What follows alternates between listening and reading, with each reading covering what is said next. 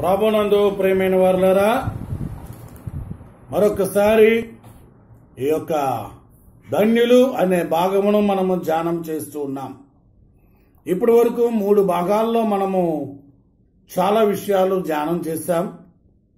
ఈ చివరి భాగంలో కూడా దేవుని యొక్క వాక్యాన్ని విశదీకరంగా మరి అర్థం చేసుకోవటానికి కీర్తనకారుడు రాసిన మొదటి కీర్తనలో మరి 3 వచనాలు మనము ధ్యానము చేస్తూ ఉన్నాం. ఎలాగా ఈ దేవుని దగ్గర ఏమి చేయకూడదు, ఏమి చేయాలి, దాంతోపాటు ఎలా ఉండాలి, నాటబడింది అని గతసారి మనము ధ్యానం చేశాం. ఆకు వాడక తన కాలం మందు ఫలమిచ్చే చెట్టు వలె నుండును, అతను చేయనిదంతయు సఫలమగును అనే అంశాన్ని మనం ఈరోజు ధ్యానం చేయబోతున్నాం. కాబట్టి మన మనస్సులు, తలంపులు దేవుని వైపు తిప్పుకుందాం. చిన్న ప్రార్థన. కృప కలిగిన తండ్రి, నీ పాదాల దగ్గరికి వస్తూ ఉన్నాం. పరిశుద్ధాత్మడ మీ సహాయం కావాలి. నాతో మాతో మీరు మాట్లాడి మా హృదయాంతరంగములు జీవపు ఓటగా మార్చి మలచి క్షేమంగా మమ్మల్ని నింపమని యేసు నామములో అడుగుచున్నాము తండ్రి, ఆమేన్. ప్రియమైన వారులారా, మరి ముఖ్యంగా ఈరోజు ఈ యొక్క ఆశ్రయ మినిస్ట్రీస్ ఛానల్ ద్వారా మీ ముందుకు రావటానికి దేవుడిచ్చిన కృపను బట్టి ఎంతగానో దేవుని స్తుతిస్తూ ఉన్నాను. మీ అందరికీ దేవుడు శుభాశీస్సులు అనుగ్రహించును గాక. మరి ఈ ఛానల్ని మీరు సబ్స్క్రైబ్ చేసుకోండి. మీ స్నేహితులకు అలాగే తోటి విశ్వాసులకు తెలియచేయండి, లైక్ చేయండి. మీ ప్రేయర్స్, రిక్వెస్ట్స్ సెండ్ చేయండి. మరి ప్రోత్సాహకరముగా ఈ సేవను ముందుకు సాగించడానికి మీ ప్రార్థన సహాయము అందించండి. వాక్యంలోనికి వెళ్దాం. 3వ వచనం. అతడు నీటి కాలవల యోరన నాటబడినదై ఆకు వాడక తన కాలమందు ఫలమిచ్చు చెట్టు వలె నుండును, అతడు చేయనదంతయు సఫలమగును. ఈ 3వ వచనంలో 2వ భాగం, 3వ భాగం మనము ధ్యానం చేస్తూ ఉన్నాం. ఆకువాడక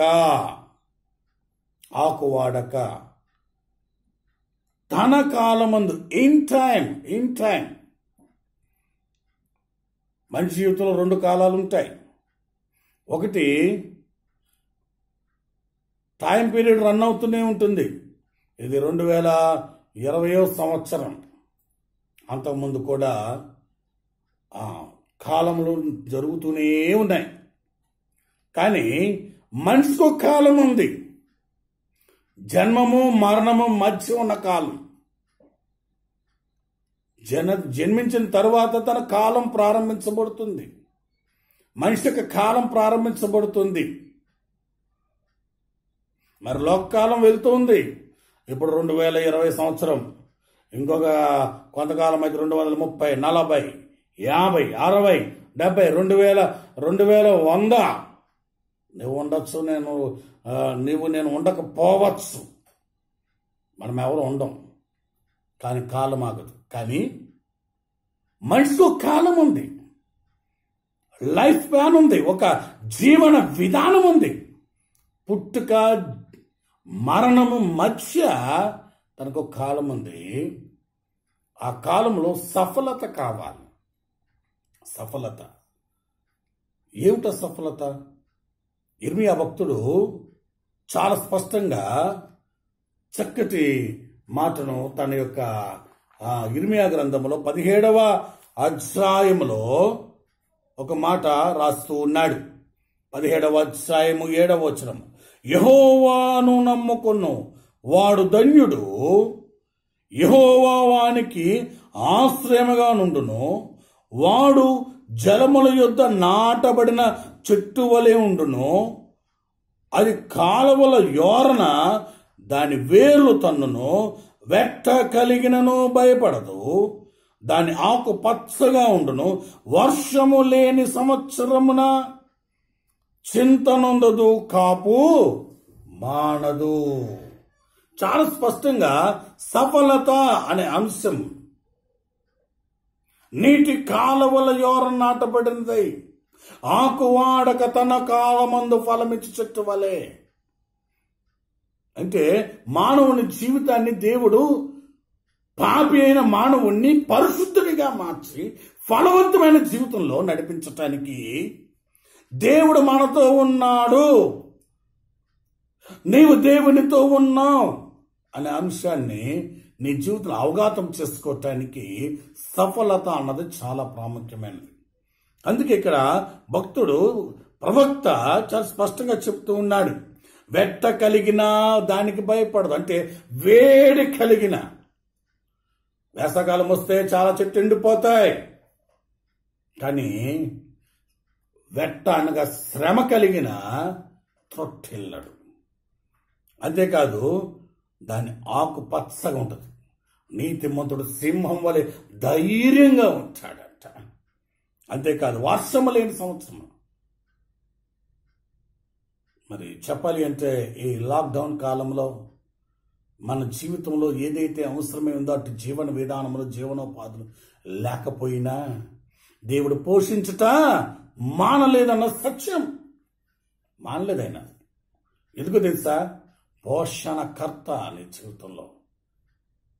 అందుకే చాలా స్పష్టంగా చెప్తున్నాడు, నువ్వు ఎలాగుంటావు, నీ జీవితంలో ఎలాగుంటావు, నీకు అప్పగించిన కాలంలో అది అందరికీ శ్రమకాలం అయి ఉండొచ్చు. దేవుడు నీకు సఫలత ఇచ్చే కాలం అయితే అది ఆశీర్వాదకరంగా మార్చబడుతుంది. ఆదికాండము 26వ అధ్యాయంలోనికి ఒకసారి మనం వెళ్దాం. అక్కడ అబ్రహాము దినముల్లో వచ్చిన మొదటి కరువు మరి యొక్క కరువు దేశంలో వచ్చినప్పుడు ఇస్సాకు గెరారులోనున్న ఫిలిస్తీన్ల రాజైన అబీమెలెకు యొద్దకు వెళ్ళెను. చూడండి, గెరారులో ఉన్నాడు. కరువు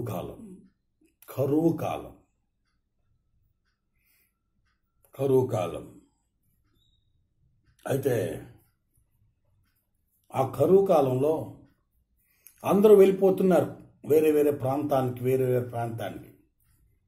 ఇప్పుడు ఈ యొక్క కరోనా కాలంలో భయంకరమైన ఈ కాలంలో జీవనోపాధులు కోల్పోయి వలసవాదులుగా చాలా మంది కాలినడకన కొన్ని వందల కిలోమీటర్లు, కొన్ని వేల కిలోమీటర్లు నడుచుకుంటూ వెళ్ళిపోతున్నారు వారి స్వగ్రామానికి. అలాగే మరి చాలా మంది ప్రాంతాలు వెతుక్కుంటూ వెళ్ళిపోతూ ఉన్నారు. ఈయన కూడా, ఇస్సాక్ గారు కూడా, ఇంకా ఎందుకు వచ్చింది, మనం కూడా పెట్టబెట్టి సర్దుకొని వెళ్ళిపోదాం అని అనుకుంటే దేవుడు ప్రత్యక్షమై చెప్తున్నారు 2వ వచనంలో, అక్కడ యెహోవా అతనికి ప్రత్యక్షమై, నీవు ఐగుప్తులోనికి వెళ్ళక నేను నీతో చెప్పు దేశమున నివసించుము. చూడండి, చాలా స్పష్టంగా దేవుడిచ్చిన ఆశీర్వాదాలు జ్ఞాపకం చేస్తూ ఉన్నాడు. అయితే అందరూ కూడా వారి త్రోవన, చుట్టూ ఉన్న వాళ్ళందరూ కూడా వారి బ్రతకటానికి, కరువు కాలంలో బ్రతకటానికి రకరకాల ప్రాంతాలకు వెళ్ళిపోతుంటే మరి రెబ్కమ్మకు కూడా చెప్పుంటాడు ఇస్సాక్ గారు, అమ్మా మనం కూడా ఐగుప్తుకి వెళ్ళిపోదాం, పెట్టే బేడ సర్దేసుకో, నాకు వాడుక ఒకటి ఉంది, సాయంకాలం వెళ్ళి దేవుని సన్నిధిలో, పొలంలోనికి వెళ్ళి దేవుని సన్నిధిలో ప్రార్థించే అలవాటు ఉంది, నేను ప్రభు దగ్గరికి వెళ్ళి ప్రార్థన చేసి వస్తాను అనంటే దేవుడు అక్కడికి వెళ్ళి ప్రార్థన చేస్తుంటే దేవుడు అన్నాడు, నువ్వు ఎక్కడికి వెళ్ళొద్దు. అదేంటయ్యా, బతకాలి కదా, నువ్వు వెళ్ళొద్దు.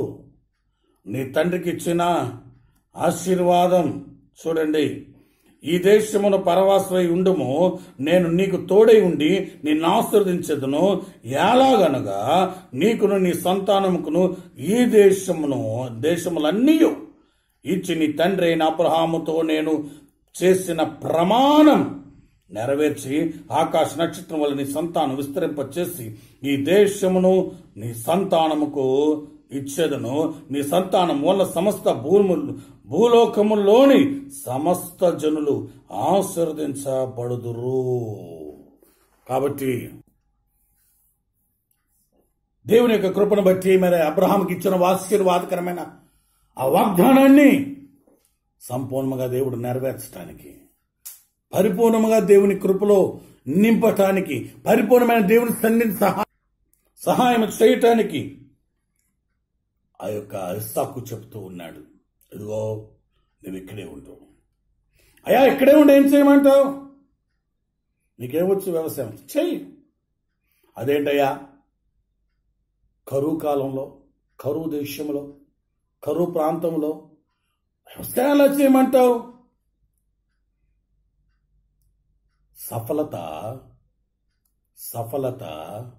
నీలో లేదు. నిన్ను ప్రేమించి రక్షించిన దేవుడు ఇచ్చే సమకూర్పులో ఉంది నీ సఫలత. చాలా స్పష్టంగా అర్థం చేసుకోవాలి.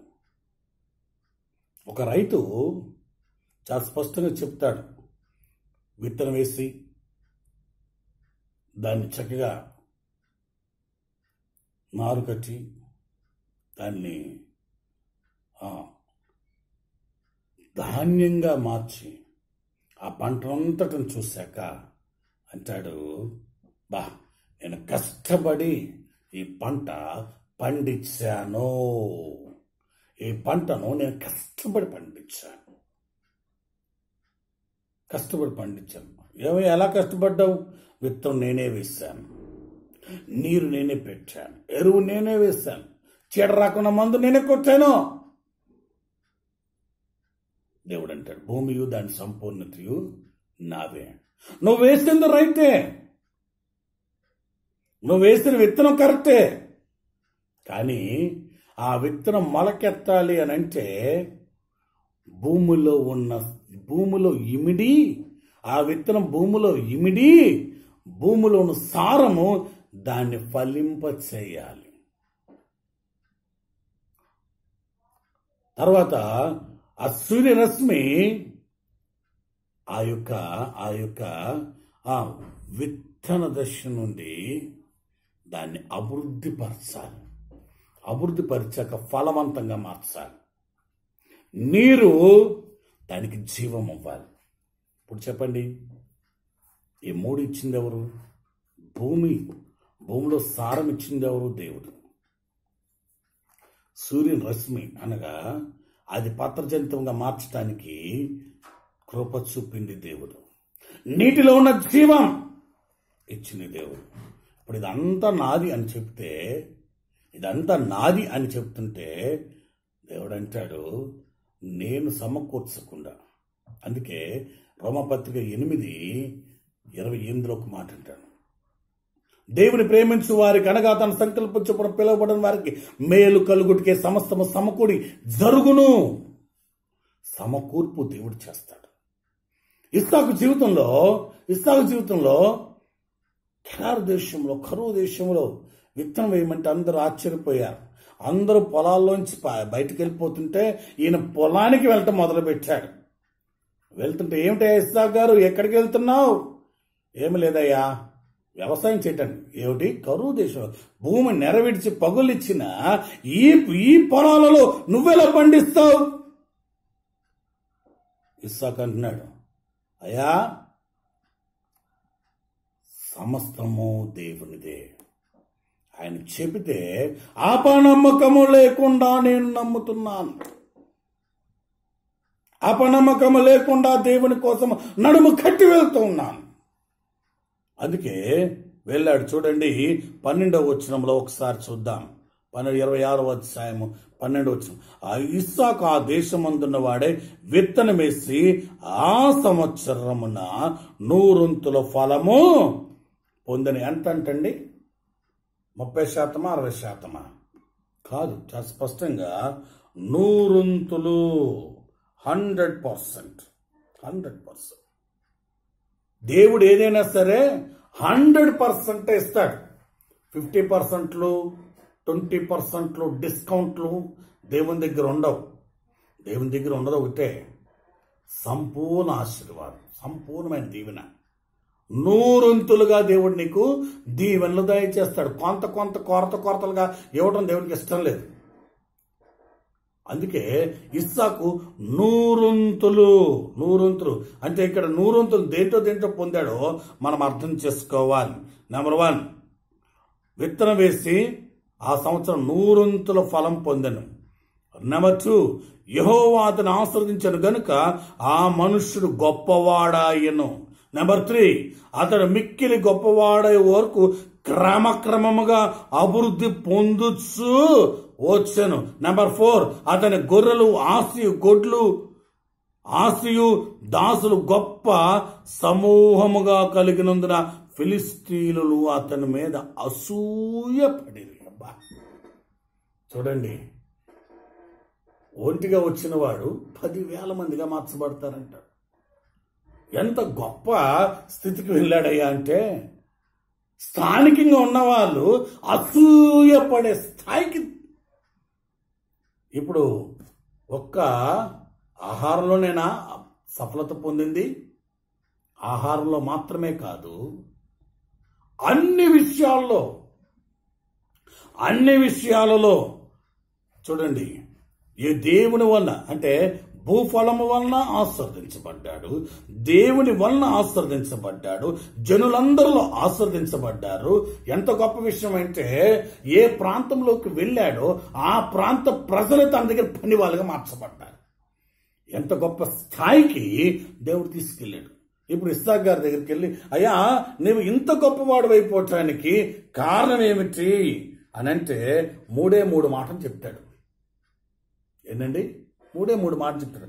మొదటిది ఏమంటాడు తెలుసా? నేను దేవుని మాట మాత్రమే విన్నాను. ఏమిటంట? ఈ రోజున దేవుడు చెప్పిన, లేకపోతే చాలా మందిని వాళ్ళని అడిగి అందరికీ అసలు ఏం చేయాలో తెలియకుండా మర్చిపోతాం. కానీ ఇస్సాకు గారు ఎవరేం చెప్పినా వినే మనస్తత్వం కాదు, దేవుడు చెప్పింది విని ఆచరించే మనసు. అందుకే దేవుడు చెప్పింది మాత్రమే విన్నాడు. నువ్వు వెళ్ళొద్దు, ఎస్ మై లార్డ్, నువ్వు వెళ్ళొద్దంటే నేను ఇక్కడే ఉంటాను. రెబ్కమ్మ అడుగు ఉండొచ్చు, అయ్యా ఈ కరువు దేశంలో ఎలా ఉండమంటావు, ఈ కరువు ప్రాంతంలో ఎలా ఉండమంటావు? కానీ ఇస్సాకు ఒక మాట అన్నాడు, మనుషులు చెప్పేది మనం నమ్మద్దు, ప్రభు చెప్పేది నమ్ముదాం.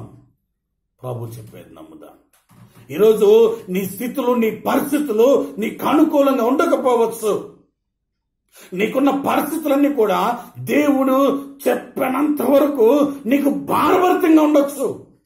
కానీ దేవుడు చెబితే అవన్నీ కూడా నీకు అనుకూలంగా మార్చబడతాయి. అందుకే దేవుని మాటను విశ్వసించాం. భూమి ఆకాశం గతించును కానీ నా మాటలు ఎన్నడూ గతించమని ప్రభువు చెప్పాడు. అందుకే ఇస్సాకు అంటున్నాడు, నువ్వు 100 సఫలత పొందటానికి కారణం ఏమిటయ్యా అంటే, మొదటిది నేను 100 సఫలత పొందటానికి కారణము దేవుని మాట విన్నాను.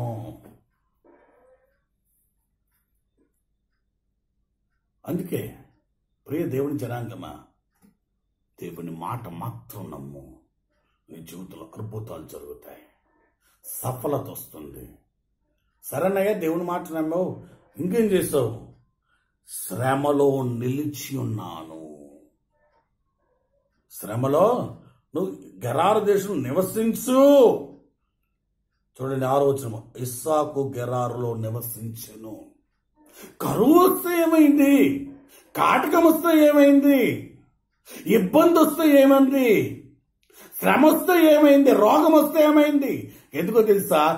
ఏమొచ్చినా అవి వచ్చిపోతాయి, కానీ వీటిని జయింప చేయగలిగిన శక్తివంతమైన దేవుడితో నేనున్నా. ఐ డోంట్ ఫియర్, దేనికి భయపడను నేను.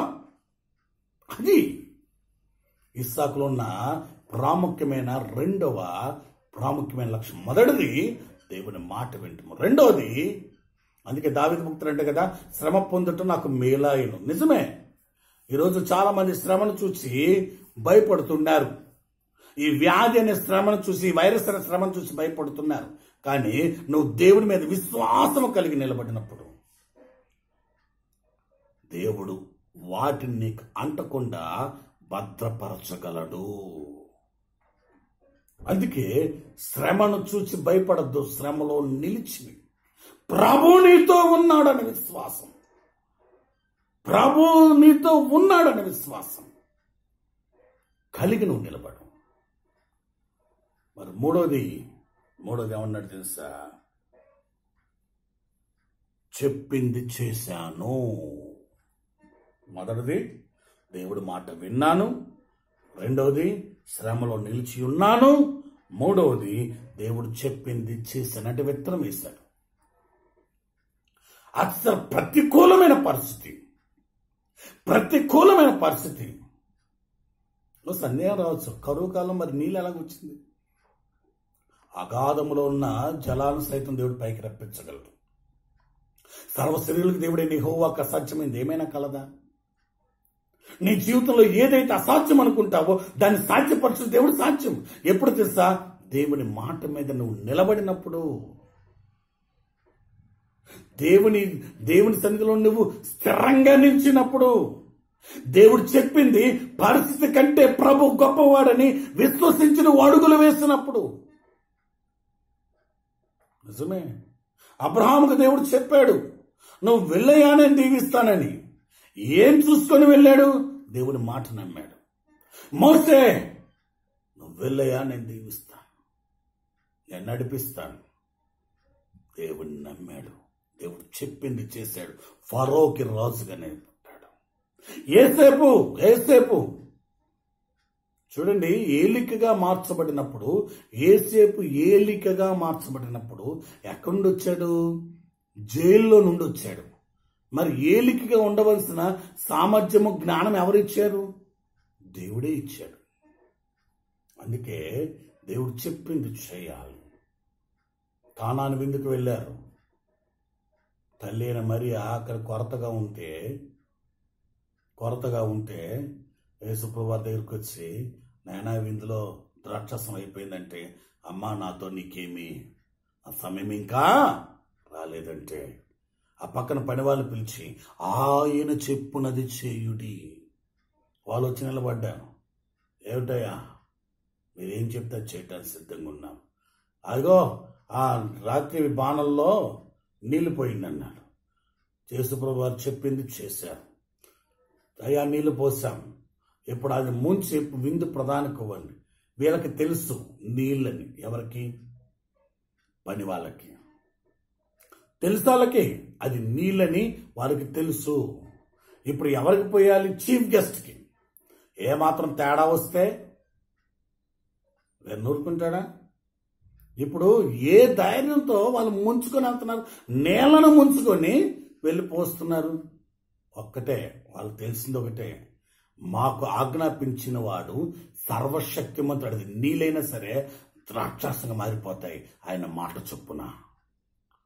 నీకు ఇప్పుడు వరకు శ్రమగా కనబడే పరిస్థితులు దేవుని మాట చొప్పున అడుగు వేస్తే అది ముళ్ళ బాట కూడా పూల బాటగా మార్చబడుతుంది.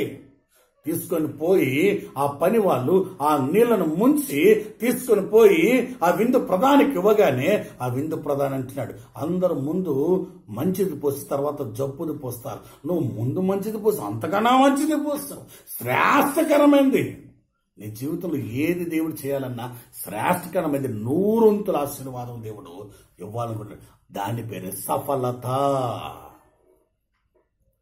కాలాలతో, సమయాలతో, సీజన్స్తో మనకు పని లేదు. మన సీజన్ ఒకటే, మనకు రీజన్ కూడా ఒకటే. ఎవడో తెలుసా? దేవుని మాట నమ్ము, దేవుడు చెప్పేంతవరకు నిలబడుండు. దేవుడు చెప్పాక వెనకాడకుండా ముందుకు అడుగు వేసి పనిచేయి. అద్భుతాలు దేవుడు నీ జీవితంలో 100 సఫలత. అతను చేయనదంతయు సఫలమైంది. నీ జీవితంలో సంపూర్ణమైన సఫలత దేవుడు ఇవ్వటానికి సిద్ధంగా ఉన్నాడు. అందుకే మొదట దేవుడు నచ్చంది చెయ్యొద్దు. దుష్టులు కాదు, దుష్టుల ఆలోచన నీలో పని చేయనవద్దు. పాపులం కాదు, పాపుల మార్గం నీలో రానివ్వద్దు. అపహాసకులు కాదు, అపహాసకులు కూర్చుండే స్థలంలో నువ్వు కూర్చోవద్దు.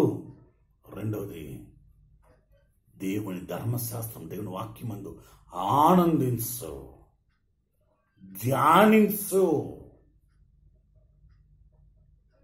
మూడవది, నీవు నీటి కాలువలు, దేవునికి సమీపస్తుడిగా ఉండవు. నాలుగు, నాటబడిన జీవితం అంటే దేవుని మీద ఆనుకునే జీవితం. ఐదవది, అతను చేయనిదంత, అంటే నీ సొంత ప్రయత్నం కాదు, ఇస్సాకు సొంత ప్రయత్నం కాదు ఇది. దేవుడు చెప్పేంతకు ఎదురు చూస్తాడు, చెప్పాక ఆగలేదు. నీవు కూడా అంతే. దేవుడు చెప్పేంత దేవుడు కనిపెట్టు, 100 సార్లు అడుగు. దేవుడు చెప్పాక ఆగక పరిగెత్తు. విజయం నీ వెంటే వస్తుంది, సఫలత నీ వెంటే వస్తుంది, దీవెన నీ వెంటే వస్తుంది. అట్టి దీవెనల చేత, అట్టి సఫలత చేత దేవుడు నిన్ను, నీ కుటుంబాన్ని 100 దీవించునుగాక. తల వంచి చిన్న ప్రార్థన చేద్దాం. మహిమందాశ్రయుడైన నా ప్రియ పరలోకపు తండ్రి, నీ అమూల్యమైన ఆశీర్వాదకర కృపాస్తాల కిందకు వచ్చి ప్రార్థిస్తున్నాం. ఈ ఆశ్రమేశ్వర ఛానల్ ద్వారా నా ప్రభువా, నీ సత్యవాక్యమును బోధించడానికి ఇచ్చిన ధన్యతను బట్టి నీకు వందనాలు. ఎవరైతే వీక్షకులు నా ప్రభువా, అయా ఈ వాక్యమును వీక్షిస్తున్నారో వారందరి హృదయాల్లో సఫలత 100 కలుగునట్టుగా దీవించండి. అట్టి ఆశీర్వాదాలు అనుగ్రహింపబడును గాక. వారి జీవితంలో ఉన్న ప్రతి కరువులు తొలగిపోవును గాక. సమృద్ధికరమైన క్షేమము కలుగును గాక. నీ రక్షణానందంలో ఉజ్జీవము రగల్చబడును గాక. పరిశుద్ధాత్మడా, మీ ఆత్మచేత నింపి నడిపింప చేయండి. ఈ వాక్యం ఇచ్చిన ప్రతి ఒక్కరి హృదయాల్లో ఫలవంతమైన జీవితం అనుగ్రహింప చేయమని, అలాగే మమ్మల్ని మా పరిచయం చేతిలో భద్రపరిచి క్షేమంగా నడిపించమని సర్వాధికారి అయిన యేసుక్రీస్తు నామంలో ప్రార్థించి అడిగి వేడుకొంచున్నాము తండ్రి. ఆమేన్. దేవుడు మిమ్మల్ని బహుగా దీవించునుగాక, ఆశీర్వదించునుగాక, అభివృద్ధి పరచునుగాక, ఓర్దెల్లో చేయునుగాక. ప్రియమైన వారులారా, మరి యొక్క ఆశ్రయ మినిస్ట్రీస్ అనే ఛానల్ని మరి మీరు సబ్స్క్రైబ్ చేసుకోండి, అనేకుల చేత చేయించండి, లైక్ చేయండి. మీ ప్రేయర్ రిక్వెస్ట్లు మాకు పెట్టండి. మీకోసం ప్రార్థిస్తాం, మేము సిద్ధంగా ఉన్నాం. అలాగే మా కొరకు, పరిచయం కొరకు ప్రార్థించాలని ప్రభు పేరట మనవి చేస్తున్నాను. మిమ్మల్ని దేవుడు బహుగా దీవించునుగాక. ప్రేమతో దైవదాసుడు పాస్టర్ వాసు. మీకు వందనాలు. దేవుడు మిమ్మల్ని దీవించునుగాక.